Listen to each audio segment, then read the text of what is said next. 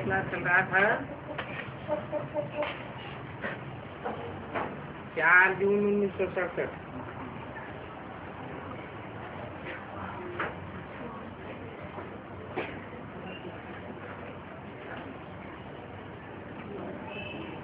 जून 1967 बात चल रही थी, तुम बच्चों का बैठना बहुत सिंपल है, कहाँ भी बैठ सकते हो, चाहे जंगल में बैठो, पहाड़ी पर बैठो, घर में बैठो, कुटिया में बैठो।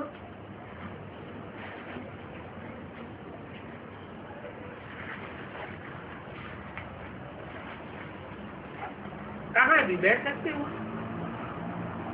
ऐसे बैठने से तुम बच्चे ट्रांसफर होते हो।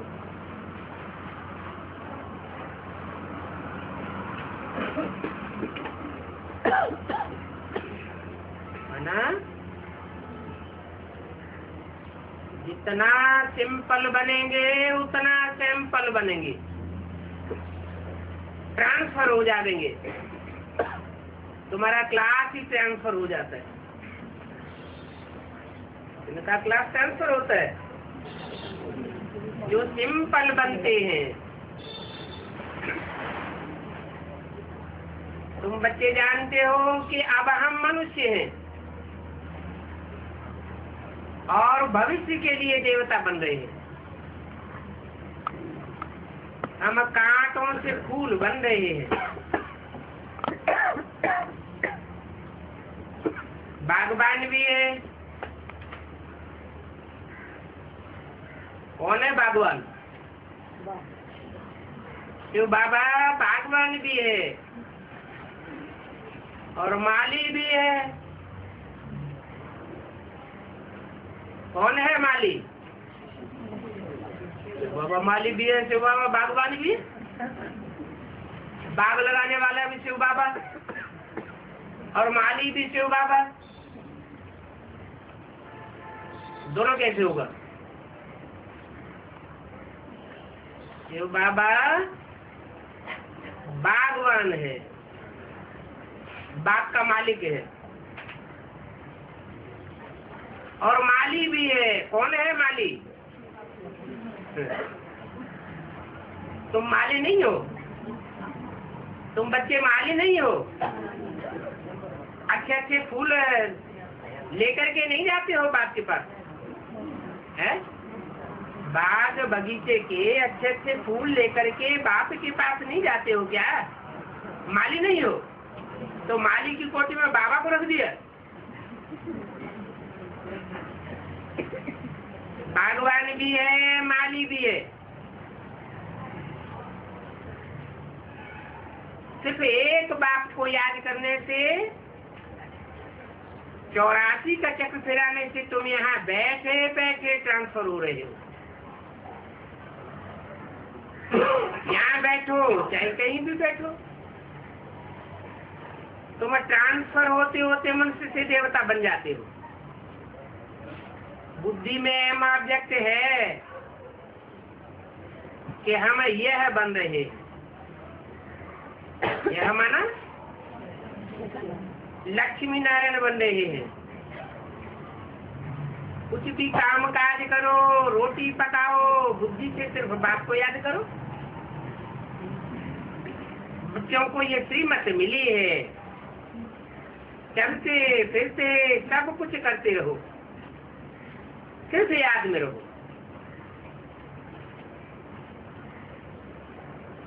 बाप की याद से ही वर्षा याद आता है और 84 का चक्र भी याद आता है। इसमें और क्या तकलीफ है? तकलीफ तो कुछ भी नहीं। जबकि हम देवता बनते हैं तो कोई भी आसुरी भाव नहीं होना चाहिए। कोई पर क्रोध करना, किसको भी दुख देना, ये आसुरी स्वभाव है ना, ये नहीं होना चाहिए। कोई भी फालतू बातें कान से सुननी नहीं है। बाकी संसार की झरमुई जगमुई तो 63 जन्म बहुत सुने, आधा कल्प से ये सुनते सुनते तुम नीचे उतरते आए। क्या सुनते सुनते? जरमुरी जगमुरी माने लड़ाई झगड़े की आपस की बातें। अभी बाप कहते हैं ये झरमुरी झगमुरी मत करो, फलानी ऐसी है, इसमें ये अवगुण है, ये सब फालतू बातें हैं। कोई फालतू बातें नहीं करनी है। ये तो जैसे कि अपना समय व्यस्त कर रहे हैं, और तुम्हारा तो ये संगम युग का समय बहुत वैल्यूबल है। पढ़ाई से ही अपना कल्याण है, तो पढ़ाई से ही पद पावेंगे। वो तो पढ़ाई में तो देखो कितनी मेहनत करनी पड़ती है। छोटे छोटे बच्चों के ऊपर पुस्तकों का कितना बोझ डाल दिया जाता है, बहुत मेहनत। इम्तिहान पास करने विलायत में जाना होता है, बड़े बड़े लोन लेकर के भी जाते हैं। लोन का भी बोझ बुद्धि में रहता है, पढ़ाई का भी बुद्धि में बोझ रहता है।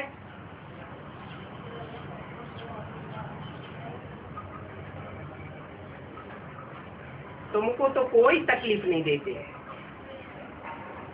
बाप आत्माओं को कहते हैं कि सिर्फ मुझ बाप को याद करो।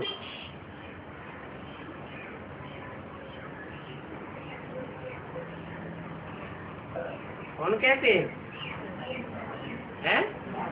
आत्माओं को तो कहते हैं, लेकिन कहते कौन है? बाप कहते हैं। अम्मा नहीं कहती मुझे याद करो, है? बाप कहते हैं। ये मुरली जब चलाई गई तो कौन कहते हैं?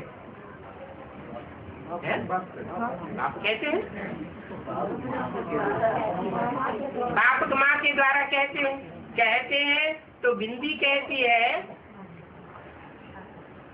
या साकार तनधारी कहता है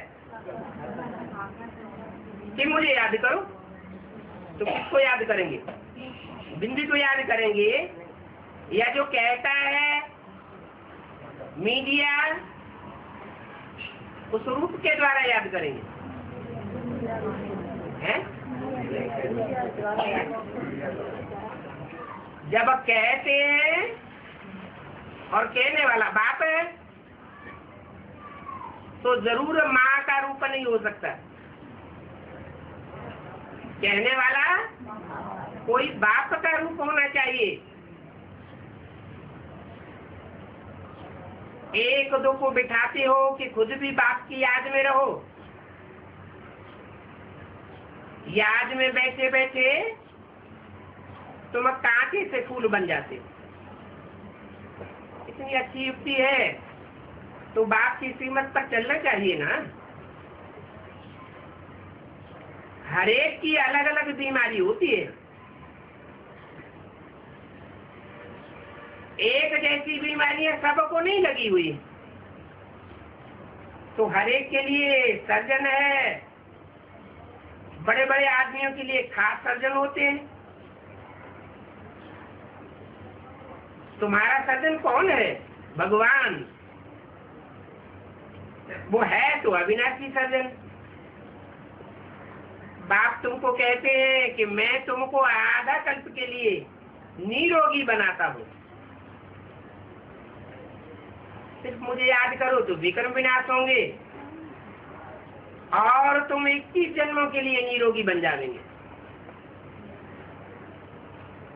ये बात गांठ बांध लेनी चाहिए कि बाप की पढ़ाई से हम एक जन्म के लिए नहीं 21 जन्मों के लिए निरोगी बन जाएंगे। याद से निरोगी बन जाएंगे, फिर 21 जन्म के लिए कोई भी रोग नहीं होगा। आत्मा तो अविनाशी है। शरीर ही रोगी बनता है। वहां पर आधा कल्प तुम कदाचित रोगी नहीं बनेंगे। तो याद में तत्पर ही रहो। और सर्विस तो बच्चों को करनी है। प्रदर्शनी में सर्विस करते करते बच्चों के गले भी घुट जाते हैं। कई बच्चे फिर समझते हैं कि हम सर्विस करते ही करते जावे, और सर्विस करते करते बाप के पास पहुंच जावे।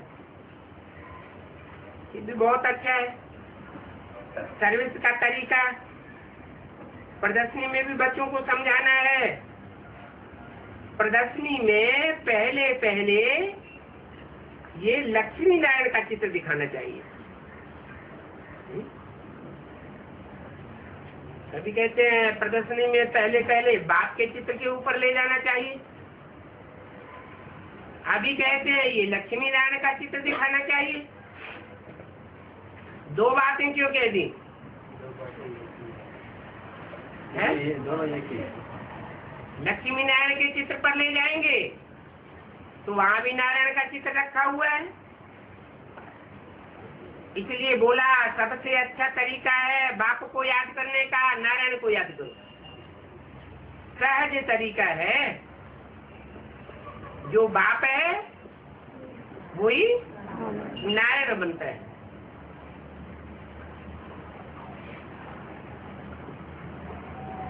भारत में आज से 5000 वर्ष पहले बरोबर इन लक्ष्मी नारायण का राज्य था। ये नंबर 1 चित्र है।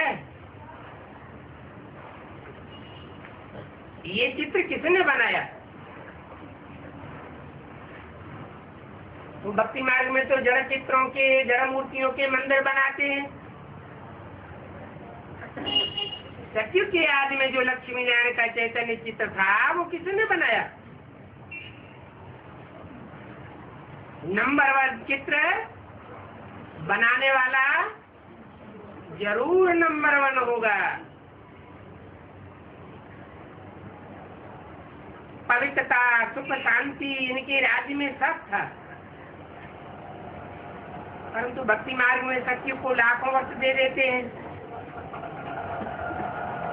तो कोई भी बात याद कैसे आवेगी? ये लक्ष्मी नारायण का फर्स्ट क्लास चित्र है।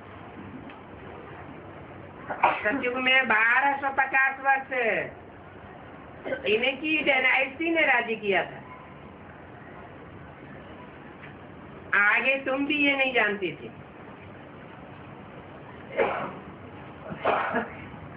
कि सतयुग में कितनी डायनेस्टी चली थी। अभी बाप ने बताया कि तुमने सारे विश्व पर राज्य किया था। क्या तुम भूल गए हो? 84 जन्म भी तुम ही ने लिए हैं। तुम ही सूर्यवंशी थे।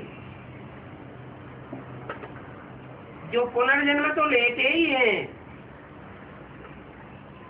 तुमने 84 जन्म कैसे लिए हैं? ये बहुत ही आसान और साधारण बात है समझने की। 84 जन्म लेते हम उतरते आए। क्यों उतरते आए? हैं? 84 जन्म लिए तो 84 जन्मों में शरीर का सुख भोगा, और सुख भोगने से आत्मा नीचे उतरती है। देश से सुख भोगने से उतरने की गति धीमी होती है, और भ्रष्ट इंद्रियों के सुख भोगने से नीचे उतरने की गति तीव्र हो जाती है। कलयुग में तुम बहुत तेजी से नीचे उतरते हो, और सतयुग में तुम बहुत धीमी गति से नीचे उतरते हो। एक युग में सिर्फ 2 कलाएं कम होती है।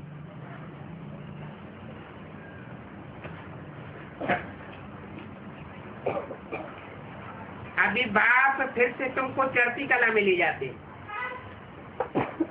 कैसे ले जाएंगे? देह का सुख भोगने से तो नीचे उतरे, चाहे वो सूक्ष्म इंद्रियों का ही सुख क्यों न हो, ज्ञानेंद्रियों का ही सुख क्यों न हो। तो अभी बाप ऊंचा कैसे ले जाते हैं? क्या करना है? क्या इशारा देते हैं? देह और देह के सुख, देह के पदार्थों के सुख, देह के संबंधियों के सुख। अभी जब तक संगम युग चल रहा है, इन इंद्रियों से सुख की अनुभूति नहीं करनी है। सुख से नीचे गिरना होता है, और सुख होता ही है शरीर के द्वारा। अरे सुखदाता बाप आया हुआ है, कहाँ का गायन है? संगम युग का गायन है। तो सुखदाता बाप से हम सुख नहीं लेंगे क्या? है? इंद्रियों का सुख लेंगे? सुखदाता बाप तो निराकार है। साकार है या निराकार? ब्रह्मा के द्वारा साकार था या निराकार था?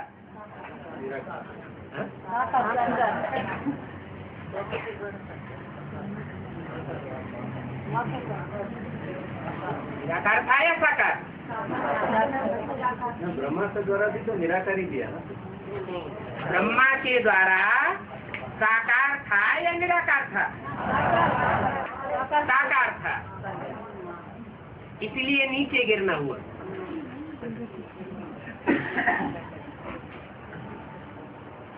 जो भी पाठ बजाया ब्रह्मा के द्वारा, उससे आखिरी में नीचे गिरे या ऊंचे उठे? नीचे गिरे। खुद ब्रह्मा भी नीचे गिरा।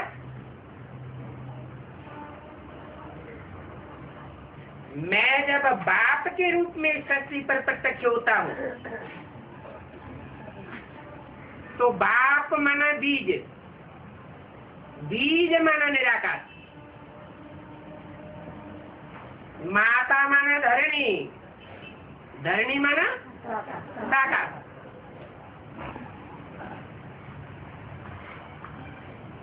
बाप निराकार बन करके जब इस सृष्टि पर आते हैं, तो न खुद देह का सुख भोगते हैं और दूसरी आत्माओं से भी यही अपेक्षा करते हैं कि उनकी बुद्धि देह के सुख में न जाने पाए। प्रैक्टिस कराते हैं। तुम कर्म करते क्या समझो? हम ज्योति बिंदु आत्मा, ये तपस्या करो। क्या बड़ी से बड़ी तपस्या क्या है? अपन को आत्मिक रूप में देखना और दूसरे को भी आत्मा के रूप में देखना। अपन को देह के रूप में देखा या देह बनाया, अथवा बाप को देह के रूप में देखा, देह बनाया, तो फिर नीचे उतरना होगा या ऊपर चढ़ना होगा? ऐसे ब्रह्मा के तने में भी आते थे बच्चे, ब्रह्मा की गोद में जाते थे, तो बाबा क्या पूछते थे? किसकी गोद में आए हो? जो कहते थे बाबा की गोद में आए। कौन से बाबा? ब्रह्मा बाबा की। तो कहते फिर ये तो देहधारी है, इसको तो याद ही नहीं करना है, इसका चित्र भी नहीं रखना। इनका चित्र रखेंगे तो इनकी याद आवेगी। की याद से नीचे गिरेंगे, और याद करने वाले नीचे गिरते भी हैं। ब्रह्मा का हाथ फेल हुआ तो याद करने वालों का भी हाथ फेल हो रहा है, अकाले मौत हो रही है। बाप कहते हैं मैं निराकारी निर्विकारी निरहंकारी बन करके आता हूं, मुझे याद करेंगे तो आत्मा में कोई पाप नहीं करेंगे, ऊंचा ही जाएंगे। मैं देह के सुख भोगना नहीं सिखाता हूं, मैं तो 5000 वर्ष देह की दुनिया से ऊपर रहने वाला हूं। मेरी तुलना देहधारियों से की नहीं जा सकती। मैं एक ही ऐसी आत्मा हूं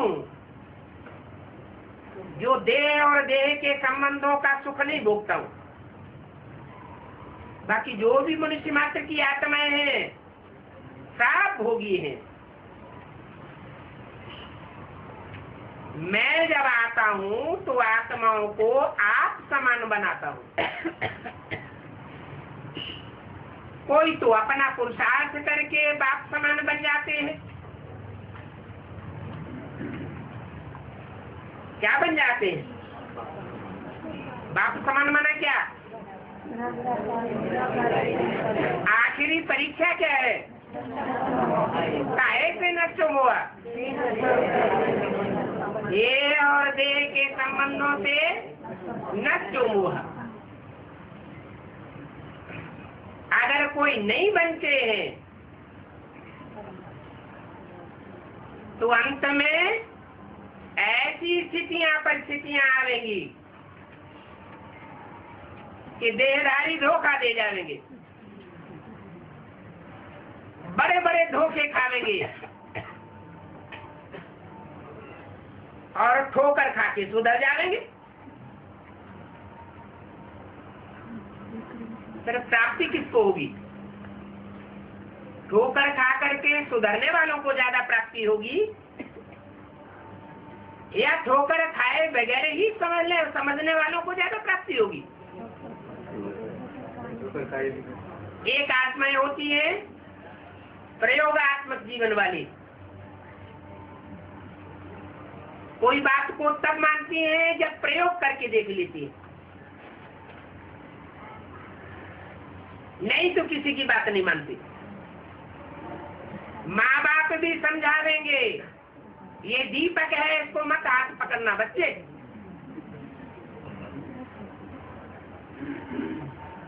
तो भी नहीं मानेंगे। जब 2-4 बार जल जाएगा तो समझ जाएंगे।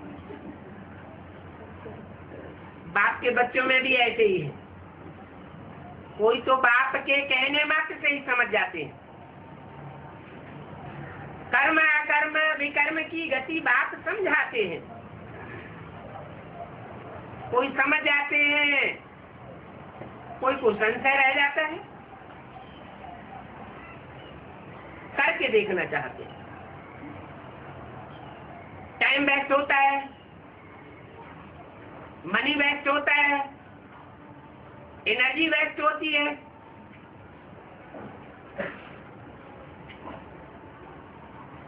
तो वेस्टेज में लगाने से भाग्य भी वेस्ट होता रहता है। अभी बाप कहते हैं मैं जो भी श्रीमत देता हूं बाप के रूप में, वो श्रीमत तो आंख बंद करके मान लेनी चाहिए। उसमें सोचने विचारने की बात नहीं।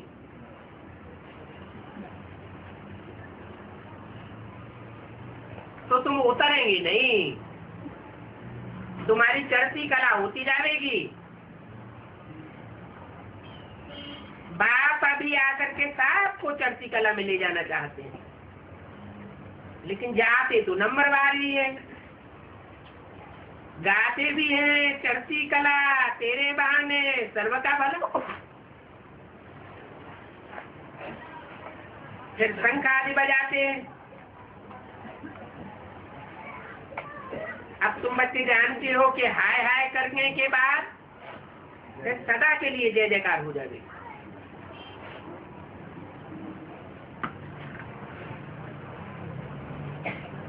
शंख बजाने का क्या मतलब हुआ? ये मुख क्या है? ये शंख है। जिनकी चढ़ती कला होगी वो मुख से शंख बजाते ही रहेंगे।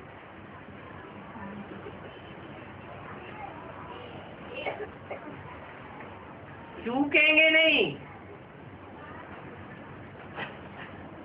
जब तक मनसा पावरफुल नहीं बनी है तब तक वाचा की सेवा नहीं छोड़ेंगे, कर्मणा की सेवा भी नहीं छोड़ेंगे। जो भी पावर है उस पावर को ईश्वरीय सेवा में लगाते रहेंगे। पुरानी दुनिया का विनाश होगा तब तो जरूर हाय हायकार होगी।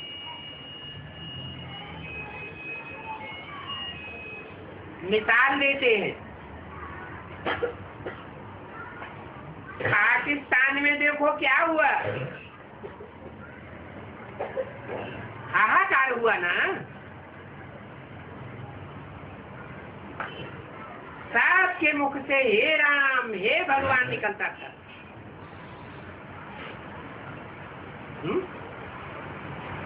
क्या निकलता था? हे राम हे भगवान। हे रावण हे कृष्ण नहीं निकलता था। हे रावण हे कृष्ण क्यों नहीं निकलता था? क्योंकि सृष्टि का जब अंत आता है, सारी दुनिया के ऊपर जब विनाश बरपा होता है तो कोई सहयोग देने वाला नहीं होता, दिखाई नहीं पड़ता। जिन्होंने प्यार में आकर के साथ साथ तालों के अंदर बंद करके रखा था वो पता नहीं चलता कहाँ भाग गए। अपनी जान बचा करके भाग गए। तो क्या साबित हुआ है? सबकी बुद्धि में बैठ जाता है, कोई किसी का नहीं। भगवान याद आता है। अब ये विनाश तो बहुत बड़ा है। क्या पाकिस्तान में जो विनाश हुआ वो तो बहुत छोटा सा सैंपल था। स्वर्ग का भी सैंपल बना था। कोई ओरिजिनल स्वर्ग स्थापन नहीं हो गया। फिर सदा काल के लिए कोई स्वर्ग बन गया था। ये विनाश होने के बाद पीछे जय जयकार होनी। बेहद का बाप वैसे बेहद के बच्चों को समझाते कि अब इस पुरानी दुनिया का विनाश होना है। अभी बेहद का बाप बेहद का ज्ञान तुमको सुनाते हैं।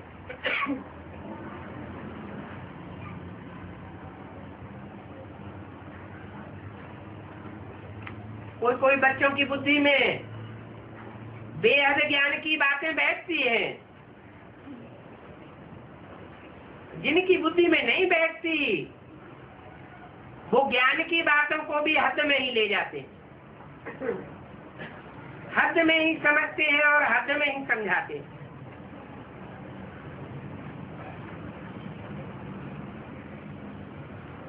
अभी हद की बातों की हिस्ट्री ज्योग्राफी तो तुम सुनते ही आए हो। कितने जन्म सुनते आए? 63 जन्म सुनते आए। 8 जून 1967 की वाणी का दूसरा पेज। ये किसी को पता नहीं था कि लक्ष्मी नारायण ने भी राजी किया था। कहते हैं सतयुग में लक्ष्मी नारायण का राजी था।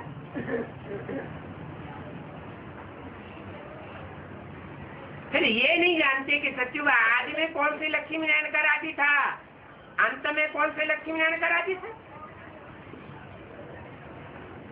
इनकी हिस्ट्री जोग्राफी को कोई भी कुछ भी नहीं जानते। अच्छी रीति तुम अभी जानते हो तो भी नंबरवार पुरुषार्थ अनुसार इतने इतने जन्म राजाई की, फिर ये हुआ। इसको कहा जाता है स्पिरिचुअल नॉलेज। ये स्पिरिचुअल नॉलेज बाप स्पिरिचुअल बच्चों को देते हैं। क्या स्पिरिचुअल बच्चे कैसे होते हैं?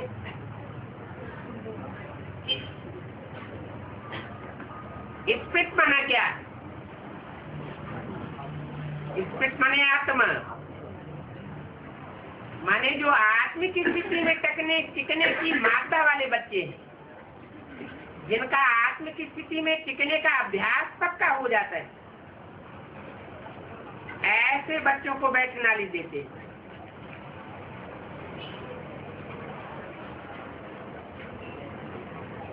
जिन्होंने देहधारी को याद किया या अभी भी करते हैं, उनको ये नॉलेज नहीं देते। मानो कोई ने ब्रह्मा बाबा को याद किया,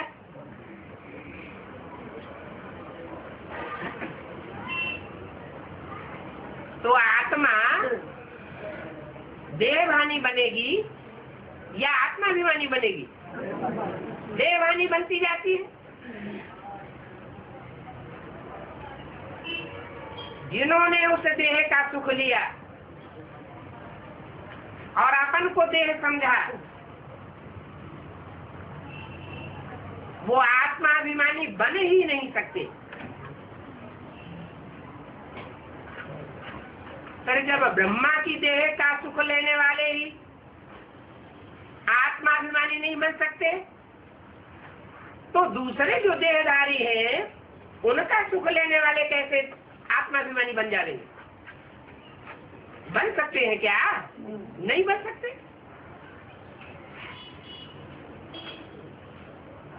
ब्रह्मा का चोला तो भगवान ने भी सिलेक्ट किया। कितना ऊंचा कार्य किया उस चोले के द्वारा। दुनिया की बड़े से बड़ी प्रॉपर्टी जो भगवान के द्वारा ही मिलती है, वो ब्रह्मा के द्वारा सुनाई। गलत। जिसके द्वारा सुनाई उसने नहीं समझी। मुरली में भी बोला, मैं तुम बच्चों को सुनाता हूँ, इसको नहीं सुनाता। किसको? ब्रह्मा को नहीं सुनाता। ये मेरा काम पूरा नहीं कर सकता। तुम बच्चों को सुनाता हूँ, ये बीच में सुन लेता है।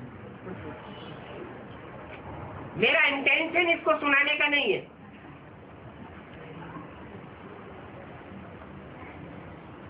तो जरूर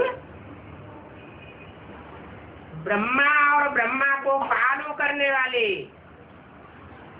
स्पिरिचुअल बच्चे नहीं कहे जा सकते। माना वो इस जन्म में पुरुषार्थ करके स्पिरिट नहीं बन सकते, आत्माभिमानी नहीं बन सकते। आगे के जन्म में जन्म लेकर के माँ बाप से आत्माभिमानी बन जाए, 16 कला संपूर्ण बन जाए, वो अलग बात। लेकिन उनको स्पिरिचुअल बच्चे नहीं कहेंगे।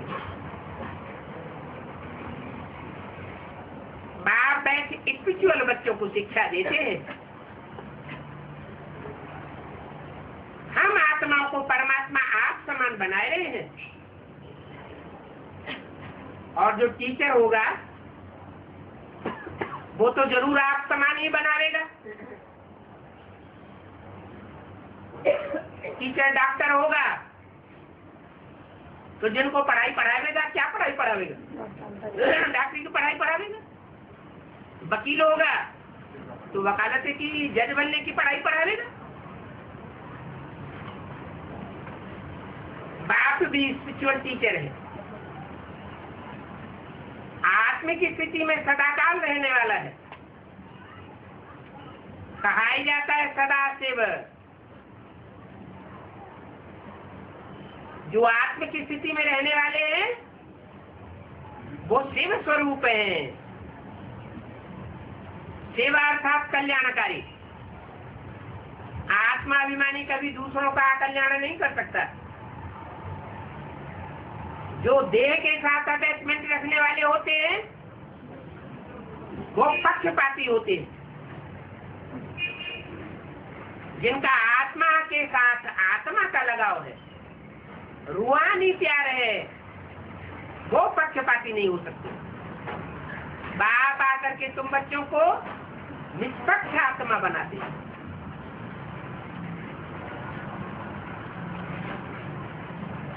सिर्फ आप समान ही नहीं बनाते, अपने से भी ऊंचे बनाते हैं। बैरिस्टर, डॉक्टर, इंजीनियर आदि वो सब आप समान बनावेंगे। बाप कहते हैं मैं तुमको अपने से भी ऊंचे डबल से ताजधारी बनाता हूं। कौन कौन सा डबल ताज? विश्व की जिम्मेवारी का ताज भी तुम्हारे ऊपर रखता हूं। वो तो भविष्य में मिलेगा। अभी है सेवा का ताज। जो विश्व के सेवाधारी बनते हैं अभी, वो भविष्य में विश्व के ताजधारी बनेंगे। ये ताज मैं ही तुम बच्चों को दे सकता हूं, कोई धर्म पिता नहीं दे सकता। और लाइट का ताज भी देता हूं। जितना जितना ज्ञान धारण करते जाएंगे प्रैक्टिकल जीवन में, उतना उतना लाइट का ताज आता जाएगा। जैसे देवताओं को लाइट का ताज दिखाते हैं, वो कहाँ की यादगार? ये संगम युग की बात है। जैसे जैसे आत्मा पवित्र बनती जाएगी, प्रैक्टिकल जीवन में ज्ञान को धारण करती जाएगी, चेहरे में चमक आती जाएगी। तो चित्रकारों ने वो लाइट का चित्रण किया हुआ है। लाइट का ताज मिलता है मुझे याद करने से, और कोई को याद करने से लाइट का ताज नहीं मिलेगा। मान लो कोई में ज्ञान नहीं है, 10-15 बच्चों को जन्म देने वाली कोई बूढ़ी माता है, बुद्धि की, तन की सारी ताकत तो बच्चों में निकल गई, ज्ञान बुद्धि में बैठता ही नहीं है। लेकिन बाप को तो याद कर सकती है। तो ऐसे जो बाप को याद करने वाले हैं, उनकी आत्मा में भी अंत में जब रिजल्ट निकलेगा तो लाइट का ताज आ जाएगा। अंत में उनकी आत्मा भी दूसरों को ज्ञान सुनाने लग पड़ेगी। याद से विश्व की बात ही मिल सकती है तो ज्ञान धारण नहीं हो सकता क्या? याद से सारी प्राप्तियां होती हैं।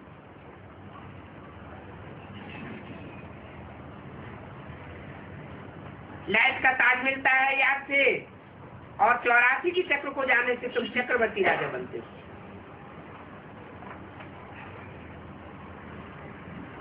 फिर उतरते आते हो। अभी तुम बच्चों को कर्म अकर्म विकर्म की गति समझाइए।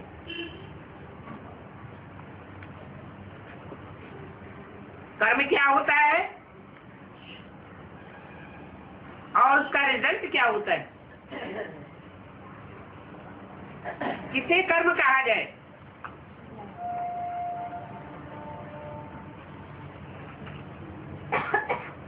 याद में जो कर्म किए जाते हैं वो तो अकर्म हो जाते हैं।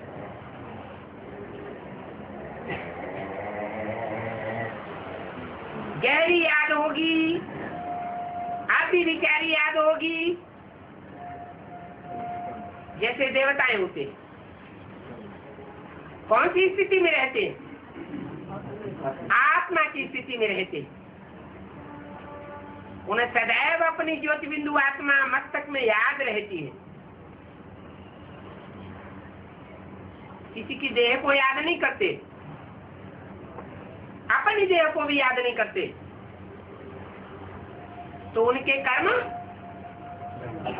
क्या बन जाते हैं?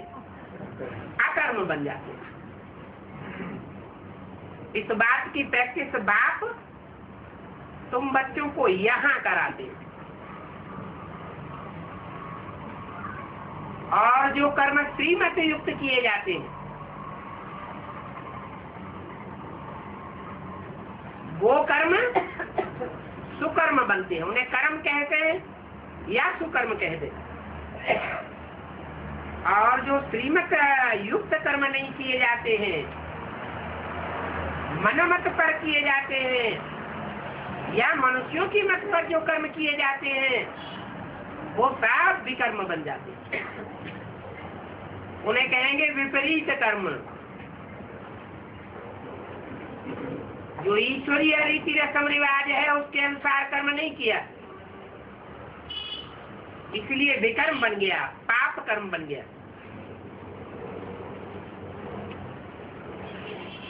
सतयुग में कर्म अकर्म होता है और रावण राज्य में कर्म विकर्म बन जाता है। क्यों? सतयुग में कौन सा राज्य और कलयुग में कौन सा राज्य? कलयुग में रावण राज्य अनेक सिरों वाला और सतयुग में राम राज्य है। रामलीला खेलते हैं तो रावण को अनेक सिर और राम को एक सिर दिखाते हैं। माने एक मत पर जो चलते हैं उनके विकर्म नहीं बन सकते और अनेकों की मत पर जो चलते हैं उनके पाप कर्म जरूर बनते हैं।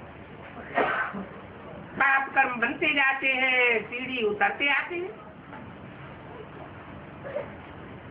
कला कम होते होते उतरना ही होता है। अभी संगम युग में तुम क्या करते हो?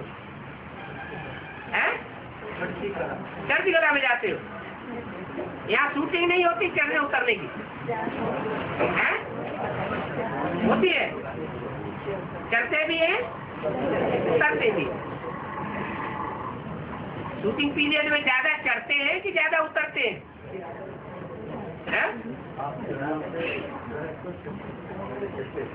अभी 70 साल से टोटल रिजल्ट में चढ़ना हुआ या उतरना हुआ? करना हुआ। तो ऐसे ईश्वरीय ज्ञान से क्या फायदा है?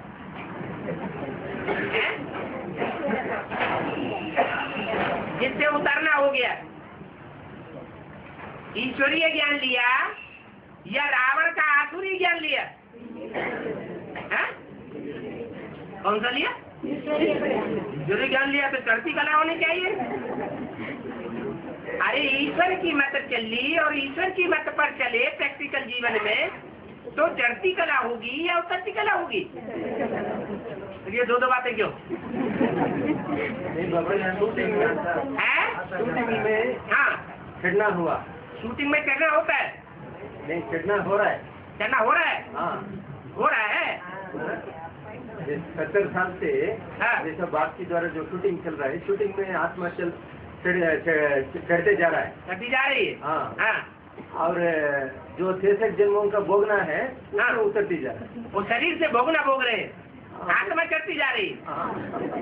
नहीं, दोनों एक ही साथ शूटिंग हो रहा है ना आत्मा के अंदर। क्या? ये भोगना भी हो रहा है, 66 जन्मों का जो पाप है वो भी नहीं। भोग रहा है। जब हम ज्ञान में आते हैं तो सात्विक स्टेज होती है, बाप के ऊपर पूरा निश्चय हो जाता है और निश्चय बुद्धि विजय हो जाते हैं। बाद में जो पुराने ज्ञान में चलने वाले हैं वो अपनी दादागिरी सुनाना शुरू कर देते हैं। दादागिरी करो, कहो गुरुगिरी कहो, उन गुरुओं के प्रभाव में आत्मा आ जाती है तो उनकी मत पर चलने लग पड़ते हैं। धीरे धीरे बाप से दूर होते जाते और गुरुओं से हिलकते जाते। तो शूटिंग पीरियड में भी क्या होता है? चढ़ती कला तेरे बहाने सर्व का भला नहीं कर पाते। नहीं तो चढ़ती कला की निशानी है कि जैसे जैसे हम बाप के बनते जाएंगे और दुनियावी देह और देह के रिश्तों को तोड़ते जाएंगे तो ईश्वरीय सेवा में बढ़ोतरी होगी या घटोतरी होगी?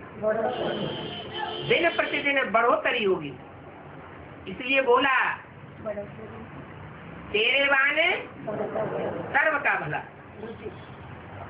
चढ़ती कला तेरे बहाने सर्व का भला। सर्व का भला कब होगा? जब दूसरों की सेवा में लगे रहे। इसका मतलब जब शुरुआत में ज्ञान में आते हैं, चाहे बेसिक ज्ञान में चाहे एडवांस ज्ञान में, बहुत उमंग उत्साह रहता है। उस समय के निकाले हुए वारिसदार अभी भी काम आते हैं और ज्यों ज्यों देहधारी गुरुओं के चंबे में फंसते जाते हैं क्योंकि ईश्वरीय सेवा से दूर होते जाते हैं तो उतरती कला हो जाती है। कला कम होते होते उतर रही है। कितने चीची बन जाते हैं। फिर बाप आकर के भक्तों को फल देते हैं। इस बात का देहधारी गुरुओं की जो भक्ति करते हैं ना, है? कोई कोई तो गुरुओं को तेल मालिश करते हैं, उनके कपड़े धोते हैं कि ये याद में बहुत तीखे जा रहे होंगे, ये तो बहुत पुराने हैं। उनके बर्तन साफ करते हैं तो ये भक्ति का फल नहीं मिलेगा उनको बेचारों को? है? मिलेगा या नहीं मिलेगा? जरूर मिलेगा। तो भक्तों को बाप ही आकर के फल देते हैं। दुनिया में भक्त तो सभी है, कोई थोड़ी भक्ति करते हैं और कोई जास्ती भक्ति करते हैं। भक्ति करते हैं तो नीचे तो जरूर उतरते हैं। भक्तों को नीचे उतरना जरूरी है और जो ज्ञान को पकड़ते हैं उनका चढ़ना जरूरी है। ज्ञान एक से आता है और भक्ति अनेकों से आती है। तो दुनिया में तो भक्त बहुत है और सतयुग में तो भक्ति होती नहीं। भक्ति करिष्ठ सिर्फ यहाँ इस दुनिया में ही होता है जहाँ रावण राज्य होता है।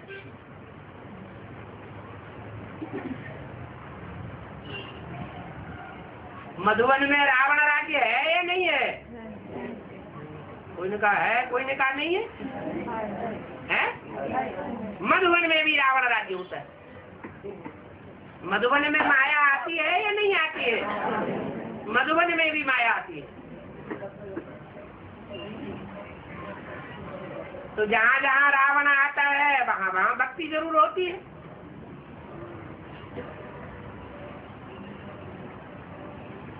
वहाँ सत्युग में तो ज्ञान की ही प्रारब्ध होती है, वहाँ भक्ति का फल भी नहीं होता, भक्ति भी नहीं होती। अभी तुम जानते हो कि हम बाप से बेहद की प्रारब्ध ले रहे हैं। कोई को भी पहले पहले चित्र लक्ष्मी नारायण पर समझाओ। आज से 5000 वर्ष पहले लक्ष्मी नारायण करा दिया था।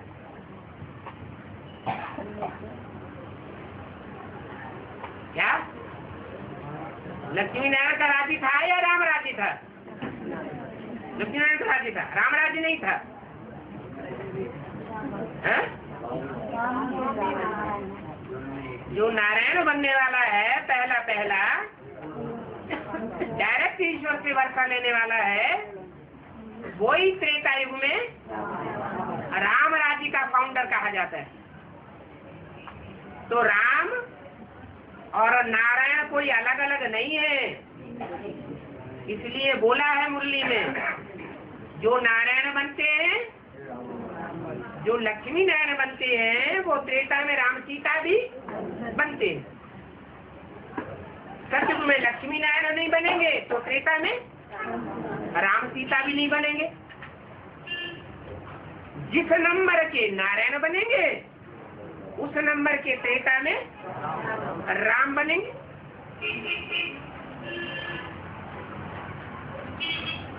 तो समझाओ कि सतयुग में पहले पहले लक्ष्मी नारायण का राज्य था। सारे विश्व में सुख शांति पवित्रता साथ था और दूसरा कोई धर्म नहीं था। इस समय तो अनेक धर्म है, परंतु पहला पहला धर्म नहीं दिखाई देता। अभी चक्कर लगा करके फिर उस धर्म को आना जरूर है। कौन सा धर्म? देवी देवता सनातन धर्म। अब बाप कितने प्यार से बैठ पढ़ाते। इस पढ़ाई में कोई लड़ाई आदि की बात नहीं। पराया राज्य है, अपना तो सब कुछ गुप्त है। बाबा भी गुप्त आया हुआ है।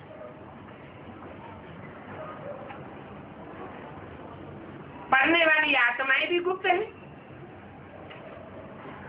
कि देखने में आती है, कोई पता नहीं चलता। कौन आत्मा अभिमानी होकर के बैठा है, कौन देह अभिमानी होकर के बैठा है, कैसे पता चले?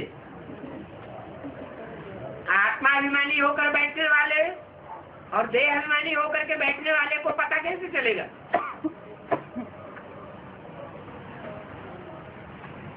आत्मा अभिमानी होकर बैठा होगा तो सत संकल्प ही चलेंगे, शिव संकल्प ही चलेंगे, कोई दुष्ट संकल्प नहीं चल सकता। देह अभिमानी होकर बैठा होगा तो भले भगवान बाप के सामने बैठा हो, फिर भी उसको दुष्ट संकल्प आवेंगे, विकल्प आवेंगे। तो बाप कहते हैं कि बाप गुप्त आया हुआ है। देह अभिमानियों को बैठ नहीं पढ़ाते, आत्माओं को ही बैठ पढ़ाते हैं और उनको समझाते हैं। इतनी आत्माएं हैं जिनको बैठ समझाते हैं, पढ़ाते हैं, 4.5 लाख आत्माएं हैं जो आत्म की स्थिति में स्थित होकर के पढ़ाई पढ़ती है। आत्माएं ही सब कुछ करती है, शरीर द्वारा पार्ट बजाती है। तो अब देह अभिमान में नहीं आना चाहिए। अभी बात कहते हैं कि देही अभिमानी बनो, कोई भी तकलीफ नहीं देते। यहाँ तो सब कुछ गुप्त है, और जो डोज देते हैं वो भी गुप्त है, सबकी समझ में नहीं आता। वास्तव में गाया जाता है गुप्त दान महापुण्य। 2-4 को पता पड़ेगा तो दान की ताकत ही कम हो जाती है।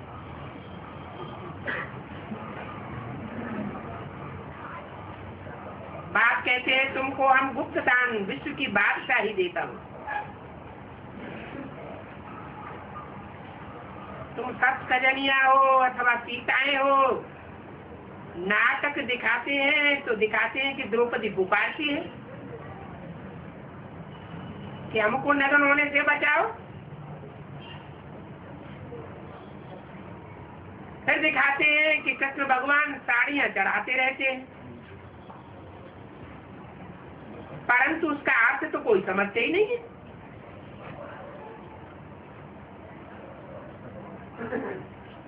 दुर्योधन दुशासन चीर हरण करते हैं और भगवान उनके चीर बढ़ाते जाते हैं।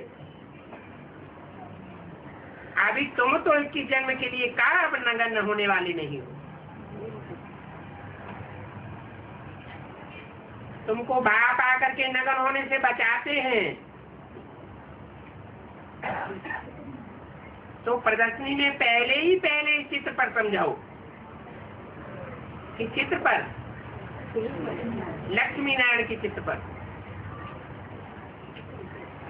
तुम चाहते हो ना विश्व में शांति हो,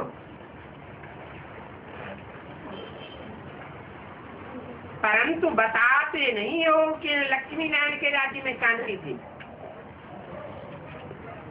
और कोई राज्य में शांति नहीं हो सकती। इन नारायण को नर से नारायण बनाने वाला भगवान बाप ही है। कोई मनुष्य मात्र, कोई धर्म पिता नर को नारायण नहीं बना सकता। नारायण नहीं बना सकता तो विश्व में सुख शांति भी स्थापित नहीं कर सकता। ये किसी की भी बुद्धि में नहीं है। याद भी करते हैं कि फलाना स्वर्गवासी हुआ, कहते हैं स्वर्गवासी हुआ, परंतु स्वर्गवासी होता है क्या? इसी दुनिया में आत्मा शरीर छोड़ करके फिर इसी दुख की दुनिया में जन्म लेती, नीचे गिरेगी कि ऊपर उठेगी, और ये नीचे गिरते जाते हैं। फिर कहते क्यों है स्वर्गवासी हुआ?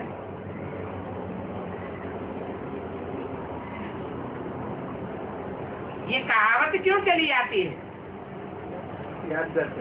ये यादगार है संगम युग की कि जो यहाँ जीते जीते अभिमान से मरते हैं वो इस दुनिया में रहते ही रहते धन शरीर से जीवित रहते हैं तो भी सुख का अनुभव करते हैं, क्योंकि बाप के बच्चे आत्माभिमानी बन गए। उनको दुख का अनुभव हो नहीं सकता। कुरान में भी लिखा हुआ है कि जब विनाश बरपा होगा तो खुदा के बंदे बहुत सुख में रहेंगे। कहते हैं स्वर्गवासी हुआ, परंतु समझते तो कुछ भी नहीं है। स्वर्ग का अर्थ क्या है? स्व माने आत्मा, ग माने गया। कौन सी स्थिति में गया? आत्म की स्थिति में गया, माना स्वर्ग में गया। समझना चाहिए ना, किसी की बुद्धि में नहीं है। जिनको जो आता है वो कह देते हैं, ऐसा कुछ भी नहीं। सब कुछ अनर्थ की बातें बोलते रहते हैं। इन अनर्थ की बातों से तुम नीचे गिरते आए हो, और ये भी नीचे गिरने का ड्रामा बना हुआ है। मीठे मीठे बच्चों की बुद्धि में ये बात है कि हम 84 का चक्कर खाते ही रहेंगे। अभी बाप आए हैं पतित दुनिया से पावन दुनिया में ले जाने के लिए, तो क्या करना चाहिए? बाप की याद में रहते हुए हमें ट्रांसफर होने का प्रयास करना है, पुरुषार्थ करना है। क्या? शूद्र से ब्राह्मण बनने का ट्रांसफर होता है, फिर ब्राह्मण से देवता बनने का ट्रांसफर होता है। अभी कहाँ तक ट्रांसफर हुए? शूद्र से नंबरवार ब्राह्मण बने हैं, क्यों? 9 कुरियों के ब्राह्मण हैं।